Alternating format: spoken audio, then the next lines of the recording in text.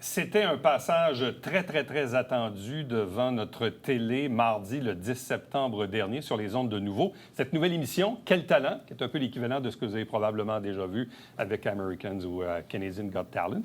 Bon, et évidemment, là, ce sont des talents québécois et on avait une fierté locale qui était parmi les participantes à l'épisode de mardi dernier, le 10 septembre. C'est Marianne Paquin, cette violoniste en herbe.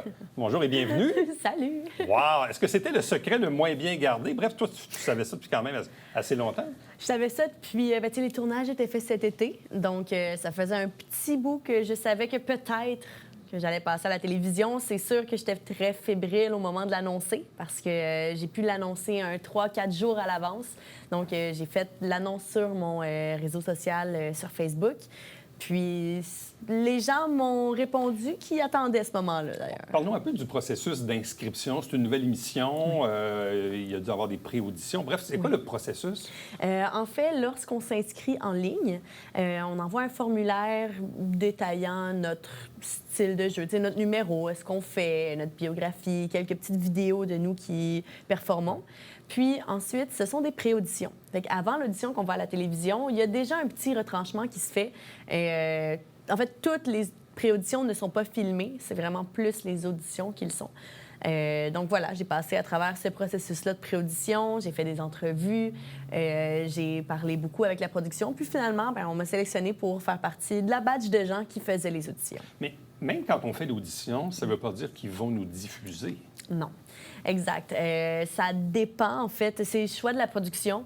Même chose pour ce qu'ils montrent à la télévision. T'sais, mon numéro durait quand même... On avait 2 minutes chaque, donc j'avais comblé le 2 minutes, mais il y a à peu près un 45 secondes qui a été montré à la télévision.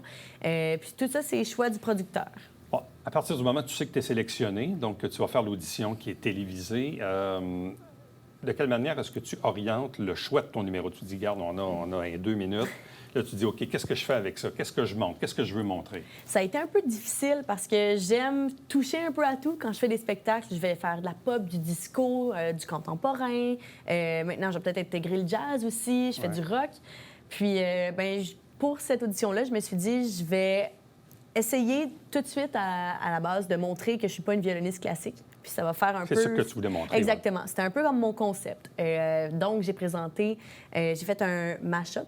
J'ai remixé quelques chansons ensemble, dont L'été de Vivaldi. Mais j'avais fait un arrangement metal rock que j'ai monté avec des instruments électroacoustiques. J'ai aussi fait Kickstart My Heart de Motley Crue. J'ai fait une pièce de CCR, puis le solo dans Freebird, la chanson de Lynyrd Skynyrd.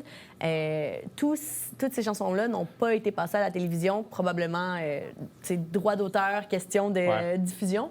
Mais il y avait entre autres la pièce de Motley Crue, Kickstart My Heart, qui a été diffusée. Puis dans ces pièces-là, j'ai ajouté quelques petits mouvements de danse très, très subtils pour pas trop en dévoiler, que je sois prise pour la prochaine étape. Bon, là, dis-moi, évidemment, c'est pas la première fois que tu montes sur une scène et tout ça, mais en quoi c'était différent pour toi, ce moment-là? Bon, toujours quand même assez en contrôle du stress ou du trac, appelons ça comme on veut, ou du bon trac, ça en prend toujours un peu.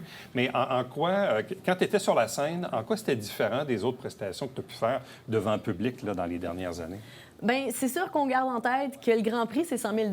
Fait que c'est sûr que si je sais que je me rends plus loin, bien, c'est une chose de plus de m'acheter une maison parce qu'on s'entend que les coûts de la vie, c'est un peu plus cher ces temps-ci. Mais non, outre la blague, je suis quelqu'un qui n'est pas très compétitive. Donc, de passer devant des juges, c'était pas ça qui me stressait. En fait, j'avais beaucoup de bons tracks. J'étais pas vraiment anxieuse par rapport à ça. C'est sûr que c'est des personnalités publiques, mais je sais que souvent, quand je joue, c'est pas pour les juges, mais plus pour le public qui est en arrière, pour les gens qui me supportent, pour les gens de Saint-Jean qui vont pouvoir passer à la télévision. Je le faisais beaucoup pour la visibilité. Aussi. Fait que, exactement, plus que pour le concours où me dire hey, je vais foncer dans les gens puis je vais me rendre plus loin. Si je me rends plus loin, tant mieux, mais sinon, j'aurais eu une belle expérience puis c'est une belle visibilité qui m'est offerte, ça, c'est sûr. Bon. Comment as-tu perçu la réaction des juges, leurs commentaires? Bon, évidemment, ils t'ont sélectionné. Oui, j'ai été agréablement surprise parce que j'avais j'avais un peu peur de Serge Denoncourt. Je pensais que ça allait être un peu comme le Simon Cowell de l'émission. Mais finalement, il a simplement Il t'a pas dit... démoli, au contraire. Non, pas du ouais. tout. Il m'a dit qu'il a été surpris tout au long de la performance. C'est pour ça qu'il a dit oui. Anne Dorval a été un peu plus constructive, par contre.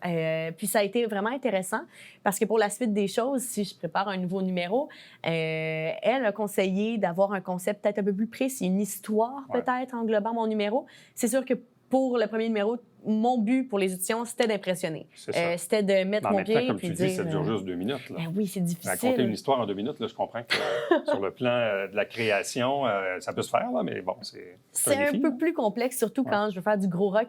Si je vais plus dans les émotions, c'est sûr que je vais probablement pas rester dans ce style de musique-là. Alors, c'est à voir pour la prochaine étape. C'est quoi, justement, les prochaines étapes? Parce que moi aussi, j'ai commencé à regarder l'émission la semaine passée. C'est quoi les prochaines étapes? Je sais pas exactement. Moi, puis j'ai pas le droit d'en dire énormément, mais je sais que si on avait le golden buzzer, c'est-à-dire le bouton doré, on se rendrait directement en demi-finale. Il y a certaines étapes avant les demi-finales, mais je sais qu'il y a quart de finale. Entre tout ça, je sais pas exactement comment les gens vont être élagués ou choisis. Mais toi, en date d'aujourd'hui, tu n'as pas eu d'autres tournages? J'ai pas le droit d'en parler. J'ai pas le droit d'en parler. mais dans le fond, mais pour le public qui nous regarde, à quel moment... Donc, c'est sûr qu'on va te revoir? En théorie, oui. Je ne sais pas les dates de diffusion, par contre.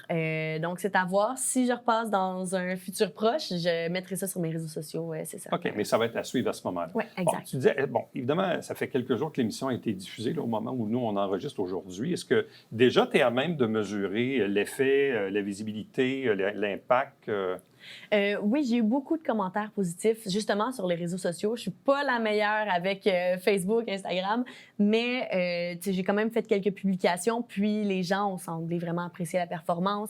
On m'a fait beaucoup de commentaires que c'était court. Malheureusement, c'est hors de mon contrôle, mais outre ça, il y a des gens qui ont apprécié ce que j'ai fait, puis qui me disent bonne chance pour la suite. Puis d'ailleurs, je remercie toutes ces personnes-là qui continuent de m'encourager. Mais en même temps, ton but, est-ce que c'est pas aussi de démocratiser le violon qui est souvent associé comme un instrument extrêmement classique et tout ça? Alors toi, ce que tu fais souvent, c'est que tu veux montrer un peu des deux, là. Oui, exact. J'ai commencé avec le rock, mais si j'ai d'autres performances, c'est sûr que ce serait intéressant d'aller toucher peut-être à faire un numéro autour de la musique latine, faire un numéro peut-être un petit peu plus classique. C'est sûr que si Anne Dorval voulait voir quelque chose de plus... avec une histoire autour, c'est sûr que j'irais peut-être chercher des cordes un peu plus sensibles. Puis, c'est à voir. Je rajouterais probablement des chorégraphies plus complexes. Je m'étais blessée au genou, mais là, ça va un peu mieux. Donc, je pense que je peux m'essayer avec ça. La question qui tue, est-ce que tu portes encore la telle? Pour faire du sport, As-tu encore besoin de la porter? Oui, pour faire du sport, oui. C'est une opération que j'ai subie en mars. Puis il y a 9 mois de convalescence de sport de pivot. Donc, c'est un bon... jusqu'à décembre, quand je fais de la course, quand je fais de la danse, quand je fais de la contorsion, il faut que je fasse très attention. Et quand tu fais du violon? Là aussi. C'est sûr que quand je saute partout, j'ai besoin de quelque chose pour supporter mon genou. C'est une blessure de planche ou de ski, hein, je pense. Oui, ski alpin, je suis mal tombée. Je suis pas la meilleure en ski non plus, mais on m'apprend à aller trop vite. Donc, on comprend qu'il n'y aura pas de ski cet hiver. Non, malheureusement, ma saison s'est écourtée l'hiver dernier, puis il n'y en aura probablement pas cette année. Bon. Comment tu vois l'avenir? Parce que là, évidemment, tu es quand même, t'as quoi, 22 ans? J'ai 21. T'as 21, oui. Même pas 22, 21. Tu as 21 ans, tu as fait 3 ans de cégep à Jonquière, Arts et technologies des médias, profil production, évidemment toujours musicienne. Là, tu es inscrite maintenant au cégep Saint-Laurent en jazz. Oui. D'où nous vaut un peu cette réorientation de ce que tu veux faire dans la vie? En fait, j'ai toujours pas réussi à mettre un pied sur ce que... Encore, hein? Non, je pense que je saurai jamais ce que je veux faire. Mais la vie me guide tranquillement vers la musique. Puis, je me suis dit, tant qu'à rien faire, on va retourner aux études puis on va en apprendre davantage. Puis le jazz, je suis allée dans un profil plus composition. L'an prochain, je vais me tenter pour rentrer dans le profil composition. Puis, c'est quelque chose que j'ai jamais vraiment exploré. Quel est le lien entre le jazz et le violon?